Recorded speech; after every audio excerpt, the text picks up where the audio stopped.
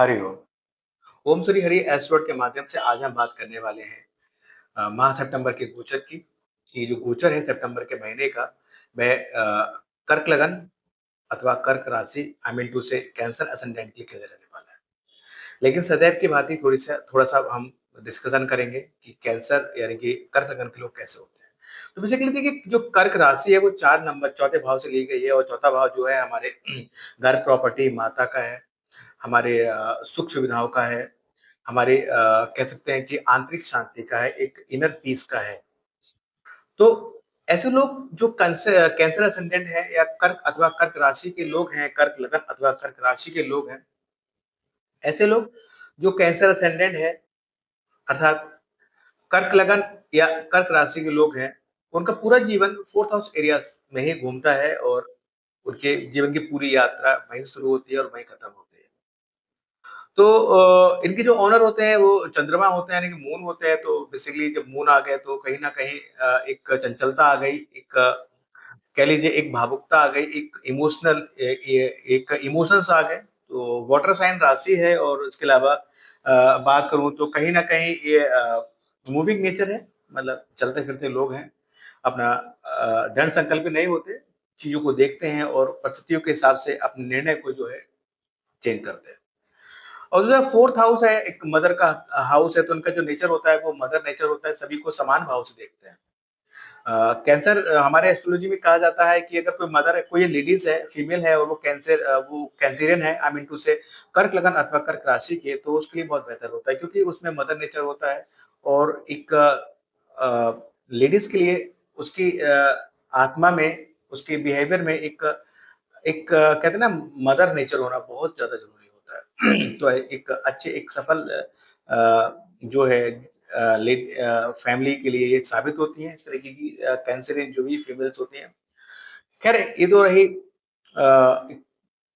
इसके अलावा देखिए, मुख्य तौर पे अगर मैं स्वभाव की बात करूँ तो ये बहुत ही भावुक होते हैं, संवेदनशील होते हैं, घर परिवार से बहुत ज़्यादा इनको लगाव होता है, अपने लोगों के लिए बहुत ज़्यादा केयरिंग और जो है प्रोटेक्टिव होते हैं। हाँ, इनकी एक चीज़ और अच्छी है, इनकी इंट्यूशन पावर बहुत गज़ब की होती है, मतलब सामने वाले को देखते ही उसके मन में क्या चल रहा है, ये आसानी से जान लेते हैं। दूसरा मूड स्विंग पर्सनैलिटी होती है, बहुत जल्दी इनका मूड बदल जाता है। मैंने बोला ना कि मूविंग नेचर है, बहुत जल्दी मूड इनका चेंज होता है। अपनी भावनाएँ को मतलब ये अपने जो ये दूसरों के बारे में जान लेते हैं, लेकिन ये अपनी कोई भी चीज़ दूसरे से शेयर नहीं करते, अपनी भावनाओं को कहीं किसी से साझा नहीं करते, इसलिए कभी-कभी इनको बहुत परेशानी हो जाती है और बहुत ज़्यादा इमोशनली लोग हो जाते हैं। जीवन में सुरक्षा को ये और जो कहते हैं स्थिरता, जीवन में सिक्योरिटी एंड स्टेबिलिटी को ये बहुत ज़्यादा महत्व देते हैं।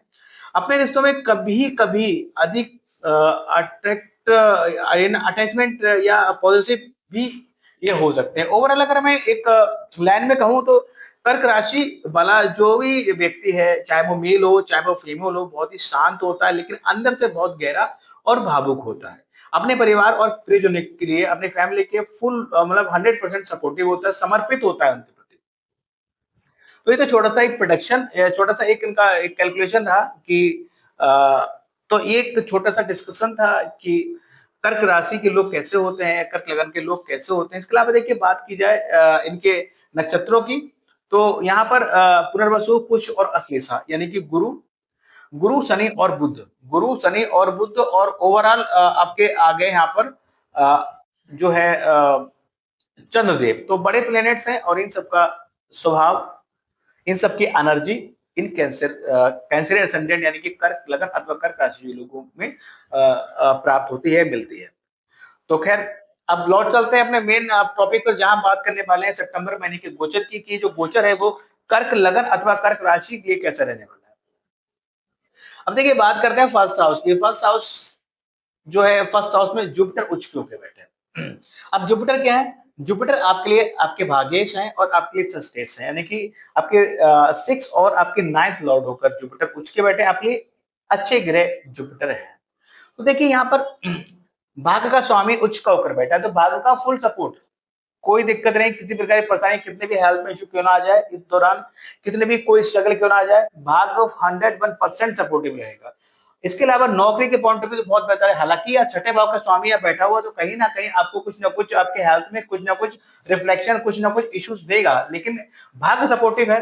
कोई दिक्कत नहीं। अगर दूसरे पहलू की बात करें, जो लोग कैंसेरियन है, नौकरी की तलाश कर रहे हैं, तो उनके लिए बहुत अच्छा है, उनके कंपटीशन के लिए अच्छा है, बहुत बेहतर रिजल्ट, बेहतर। अगर कैंसेरियन है, उनको फंड की जरूरत है, लोन की जरूरत है, तो वो भी यहाँ हो जाएगा। ओवरऑल जुपिटर उच्च का लगन में बैठा है, इससे अच्छा कोई और राजयोग हो ही नहीं सकता। यहां बैठकर कहीं ना कहीं एक तो आपको आपके माइंड में, आपकी बुद्धि में स्थिरता देगा, आपकी बुद्धि में कोई नेगेटिव चीज नहीं आएगी, आप हमेशा पॉजिटिव सोचेंगे और बड़ा अथेंटिक सोचेंगे। और जब भी आप बोलेंगे, जब भी सोचेंगे, वो बड़ा धारा प्रभाव वाला होगा, बहुत ज्यादा इफेक्टिव होगा। और इसके साथ जुपिटर जो है, कहते हैं ना, जुपिटर जो है देवताओं के गुरु है, और जुपिटर यहाँ बैठकर आपके संतान, आपके प्रेम, आपकी स्टडी, इवन आपकी क्रिएटिविटी, इन सारी एरियाज में, इसके अलावा आपके व्यापार में, आपके मेटल लाइफ में, आपके स्टेटस में, आपके भाग में, आपके धर्म में, आपकी हायर स्टडी में, इन सारे एरियाज में बहुत बेहतर रिजल्ट आपको यहाँ जुपिटर देंगे। इन सारे एरियाज में ब्लेसिंग यहाँ बनी हुई है कैंसर असेंडेंट के लिए। बात करते हैं सेकंड हाउस की। सेकंड हाउस में आपके सन बैठे हैं, स्वराशि है, केतु बैठे हुए हैं, यानी कि सेकंड भाव में आपके ग्रहण दोष लगा हुआ है। हालांकि सन वहां स्वराशि है, इसमें कोई दो राय नहीं है, लेकिन यहाँ पर क्या होगा, यहाँ पर कहीं ना कहीं केतु, मतलब सन यहाँ पर जो अच्छा रिजल्ट आपको दे रहे हैं, यानी कि सरकार से जो आपको आय होगी, सरकार से जो आपको धन लाभ हो रहा है, सरकार से जो जोड़ेंगे, उस इनकम से कहीं ना कहीं कुछ सेटिस्फेक्शन आपको नहीं होगा, ये केतु यहाँ पर करेगा। अदरवाइज सिचुएशन बहुत अच्छी बनी हुई है। जुपिटर उच्च में है, आत्मविश्वास, सम्मान, अवसर और भाग्य में सुधार होगा, सुधार करता है यहाँ बैठकर। और शनि, सन आपके सेकंड हाउस में आके धन के पॉइंट ऑफ व्यू बहुत बेहतर योग बना हुआ। बात करते हैं थर्ड हाउस की। थर्ड हाउस में मरकरी उच्च के बैठे हैं। अब आपके लिए देखिए मरकरी क्या है, मरकरी आपके लिए इवन आपके 12th और आपके थर्ड लॉर्ड है। छोटी मोटी यात्राएं होंगी, उनपे व्यय होगा, इसमें कोई दो राय नहीं है। बुआ बहन पर खर्चा हो सकता है, इसमें भी कोई दो राय नहीं है। उनकी कोई दिक्कत हो, कोई उनके साथ उनको कहीं छोड़ना हो या कहीं कुछ ट्रेवलिंग करनी हो, उन सारे एरियाज में आपको व्यय होगा। इस तरह की चीजें यहाँ बनी हुई हैं। अब यहाँ पर क्या है, देखिए उच्च के होकर मरकरी बैठे हुए हैं, तो कहीं ना कहीं आपके नेबर्स, आपके जो सिबलिंग्स हैं, कहीं ना कहीं वहां पर आप बहुत ज्यादा चीजों को अच्छे से करना चाहेंगे, लेकिन वहां पर भी कुछ ना कुछ कमी रह जाएगी। लेकिन अगर आप थर्ड हाउस एरियाज में काम कर रहे हैं, लेकिन बुद्ध उच्च का है, बुद्धि बहुत अच्छी चलेगी आपकी, बुद्धि के लिए बहुत बेहतर है। अब यहाँ पर थर्ड हाउस एरियाज, अब व्यापार के लिए बहुत बेहतर है। अब थर्ड हाउस एरियाज में अगर आप काम कर रहे हैं, तो इससे तो और बेहतर हो नहीं सकता। वो जो काम आप थर्ड हाउस एरियाज में कर रहे हैं, वो आपको विदेश तक लेके जाएगा, चाहे वो प्रॉपर्टी का काम हो, चाहे वो कम्युनिकेशन का, कमीशन का काम हो, चाहे वो टूर एंड ट्रेवल्स का हो, चाहे वो ऑनलाइन वर्किंग हो, या any kind of things which are seen in the third house, आपको बहुत बेहतर रिजल्ट मिलेगा। खर्चा तो कराएगा, लेकिन बहुत बेहतर यहाँ पर प्रभाव देगा। बात करते हैं आपके फोर्थ हाउस की। फोर्थ हाउस में जो है आपके बैठे हैं, फोर्थ हाउस में शुक्र आपके स्वराशि के बैठे हैं, लेकिन शुक्र का सेवेंथ, चौथे चौथे भाव में बैठना, यानी कि घर, वाहन, सुख सुविधा, घर, वाहन, सुख सुविधा और पारिवारिक वातावरण, ये बहुत बेहतर करने वाला है। घर परिवार में गेट टुगेदर, कोई पार्टी हो सकती है, आपके प्रॉपर्टी में बढ़ोतरी हो सकती है, आपके सुख सुविधा में बढ़ोतरी हो सकती है, घर में लग्जरी इन्वेल्ट हो करा सकते हैं आप, वाहन ले सकते हैं। ओवरऑल बहुत बेहतर रिजल्ट है यहाँ शुक्र का। एक और अच्छा योग यहाँ ये शुक्र आपको दे रहा है। बात करते हैं पंचम भाव की। पंचम भाव के स्वामी बैठे हैं आपके 12th हाउस में, यानी कि लव अफेयर्स में झगड़े हो सकते हैं, क्योंकि शुक्र भी पंचम से 12th हो गया, और वो झगड़े शायद, मतलब आपस में झगड़े हो सकते हैं, कोर्ट केस पे जा सकते हैं। संतान के साथ प्रॉपर्टी को लेकर वाद विवाद हो सकता है। अदरवाइज ये भी हो सकता है कि संतान कहीं ना कहीं बाहर शिफ्ट हो, इस तरह की चीजें भी रह सकते हैं। तो ओवरऑल पंचम भाव के पॉइंट ऑफ व्यू से मैं कहूं तो थोड़ी सिचुएशन थोड़ी सी जो है पैनिक बनी हुई है, लेकिन बाकी के सपोर्टिव है। कोई ऐसा दिक्कत इसलिए नहीं होगी क्योंकि जुपिटर का एक्सपेक्ट यहाँ पर बैठा बन रहा है, तो आपको परेशान होने की बिल्कुल किसी प्रकार की आवश्यकता नहीं है, बेहतर है, ठीक है। बात करते हैं छठे भाव की। छठे भाव का स्वामी उच्च का होकर बैठा, नौकरी के पॉइंट पे बहुत अच्छा है, इसमें कोई दो राय नहीं है। फंडिंग, लोन लेने की सोच रहे थे व्यापार के लिए, हो जाएगा। शत्रुओं को अपनी बुद्धिमत्ता से आप पराजित करेंगे, और कोई रोग वगैरह होगा तो उसको भी आप बहुत गहनता से गहनता से उसको डील करेंगे। और इवन अगर रोग की बात करूं तो कहीं ना लीवर में जॉन्डिस वगैरह या कोई लीवर फैटी, इस तरह की चीजें यहाँ रह सकती है, डाइजेशन में इश्यूज रह सकते हैं। बात करते हैं आपके 7th हाउस की। 7th लॉर्ड बैठे हैं आपके 9th हाउस में, यानी कि जिन लोगों का विवाह नहीं हुआ है, तो सिंपल सा एक योग है कि विवाह के बाद भाग्य का उदय। लेकिन जिन लोगों का विवाह हो गया है, तो उनको अगर भाग्य को प्रबल करना है, अगर वो व्यापार करते हैं या भाग्य उनको सपोर्ट नहीं कर रहा है, तो अपनी जो स्पाउस है उसका आदर सम्मान करें, उनकी एडवाइस को आप अपने व्यापार में अप्लाई करें, आपको फायदा होगा। बात करते हैं एट्थ हाउस की, राहु बैठा हुआ है एट्थ हाउस में, अचानक से आपको इनकम दे सकता है, लॉटरी, सट्टा बाजार, ये सारी चीजों से दे सकता है, लेकिन वहीं अचानक घटनाएं भी देता है। पायल जैसी इशू से राहु छठे अष्टम भाव में बैठकर देता है। इवन कहा जाए कि अचानक घटनाएं मानसिक तनाव भी देता है, अनिश्चितताओं से सावधानी रखनी पड़ेगी आपको। इस तरीके की चीजें यहाँ राहु देगा। ओवरऑल अगर आप अष्टम हाउस एरियाज में काम कर रहे हैं, देन राहु आपको आशा की सफलता देगा।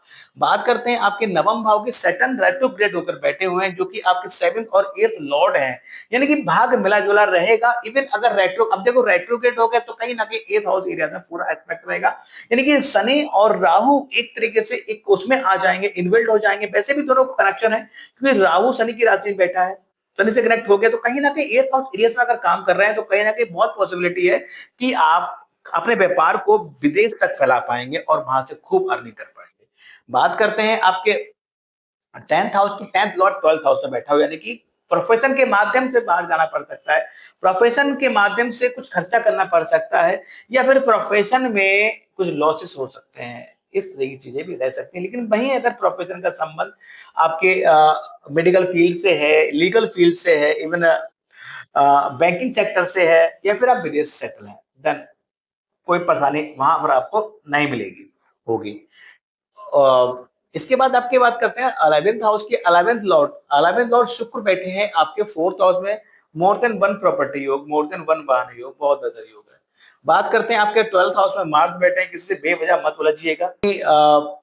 मार्स का 4th हाउस में बैठना, और मार्स आपके पंचम भाव के स्वामी है, आपके 10th हाउस के स्वामी है, मतलब संतान और प्रोफेशन, यहाँ पर किसी भी प्रकार का कोई लड़ाई झगड़ा इस पीरियड में नहीं चाहिए, ये ध्यान रखिए।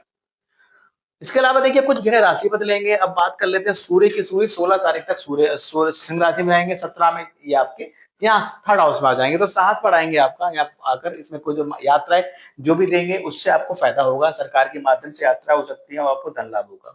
इसके अलावा देखिए बात करते हैं आपके मंगल की। मंगल 17 तक आपके 12th हाउस में रहेंगे, 18 सितंबर में ये आपके यहाँ नीच के होके आ जाएंगे, तब थोड़ा सा इश्यूज बढ़ेंगे, गलत फहमियां बढ़ेंगी, अचानक से लड़ाई झगड़ा हो सकता है, आप शायद चीजों को समझ ना पाए, कोई कुछ कहे समझाने को लेकिन आप गलत रिएक्ट कर रहे हैं, इस तरह की चीजें यहाँ रह सकती है। बुध का लगभग लगभग 25 सितंबर तक यहाँ रहेगा, तो ज्यादा उसके बारे में बताने की आवश्यकता नहीं है। इसके अलावा बात करते हैं रेमेडी की। अमावस्या 10 सितंबर की है और राहु आपके 8th हाउस में है और नेगेटिव इंपैक्ट दे रहे होंगे, और नेगेटिव राहु भी अच्छा नहीं है, तो आप अमावस्या पर इसका रेमेडी करें और इस दिन आप श्री विष्णु सहस्त्रनाम का पाठ करें और बहते जल में नारियल को प्रवाहित करें। इसके अलावा शिव प्रदोष की बात करते हैं। प्रदोष व्रत की है कि 8 सितंबर और 24 सितंबर को प्रदोष व्रत है। इवन कह सकते हैं कि आपको तो ऑब्वियसली पता ही होगा और आप लोग करते भी होंगे, शिव आराधना करना तो आपके लिए अनिवार्य ही है, मैंडेटरी है। और इसके अलावा आप शिव प्रदोष भी करें, ये भी आपके लिए बहुत बेनिफिशियल रहने वाले हैं। चतुर्थी की बात करें, 14 सितंबर और 29 सितंबर को चतुर्थी का व्रत है। इवन बहुत अधिक व्यय होता है, बहुत अधिक अस्पताल में आना जाना खर्चा वगैरह लगा रहता है, इवन बहुत मेहनत करने के बाद भी फायदा नहीं होगा, तो आप ये चतुर्थी की व्रत करें, आपको फायदा होगा। इसके अलावा पूर्णमासी 28 सितंबर की है, मून मेडिटेशन के लिए एक अच्छा विकल्प है, ये करें और अपने मन को मजबूत करें। इसके अलावा गज केसरी योग की बात करें, 2, 9, 15, 23 और 30 सितंबर को गज केसरी योग विद्वान रहेगा। जिन लोगों की जन्म पत्रिका में योग विद्वान होता है वो तो मत पूछिए, उन पर तो प्रभु की विशेष कृपा होती है। जो भी हमारे सेलिब्रिटीज है सबकी जन्म पत्रिका में योग विद्वान रहता है। इसके अलावा इस माह श्री कृष्ण जन्माष्टमी का पर्व है और मैं इस अपने मंच के माध्यम से आप सभी को श्री कृष्ण जन्माष्टमी की बहुत बहुत शुभकामनाएं देता हूँ। प्रभु श्री हरि की कृपा आप पर बनी रहे। इसके अलावा देखिए बात करते हैं क्वालिटीज की। मदर नेचर होता है इनका, बेस्ट सनसाइन स्कॉर्पियो पाइसेस हो गए। हेल्थ इशू 18, 19 और 20 सितंबर को अधिक रहेगा। स्ट्रेस 23, 24, 25 सितंबर को अधिक रहेगा और एक्सपेंसिव टाइम 5 और 6 सितंबर है। अगर स्टोन की बात करें, कोरल टोपाज पहन सकते हैं, बट एडवाइस ऑन एस्ट्रोलॉजर। इसके अलावा बात करें पूजा पाठ के, हनुमान जी की उपासना करें, माँ लक्ष्मी की उपासना करें, शिव जी की उपासना करें, ये आपके लिए बहुत जो है बेनिफिशियल रहेगा। आपके अपने दैनिक जीवन में इन चीजों को शामिल करें और देखेंगे आप अगर इनको नियमित रूप से करेंगे तो कहीं ना कहीं आपके जीवन में व्याप्त नेगेटिविटी कम होने लगेगी। सो एक छोटा-सा प्रेडिक्शन था कैंसर असेंडेंट के लिए कि कर्क लगन अथवा कर्क राशि के लिए सितंबर महीने का जो गोचर है वो कैसा रहेगा? वीडियो पसंद है तो लाइक कीजिएगा। जिन लोगों ने हमारे चैनल ओम श्री हरि एस्ट्रो सब्सक्राइब नहीं किया तो प्लीज़ सब्सक्राइब माय चैनल। साथ ही साथ आपसे रिक्वेस्ट है जो लोग आपके संपर्क में हैं और अ, कैंसर असेंडेंट हैं तो उनको वीडियो फॉरवर्ड करें ताकि वो जाने कि सितंबर का महीना कैसे रहने वाला है। So at the end of the video thank you very much. Radhe Radhe. जय माता दी।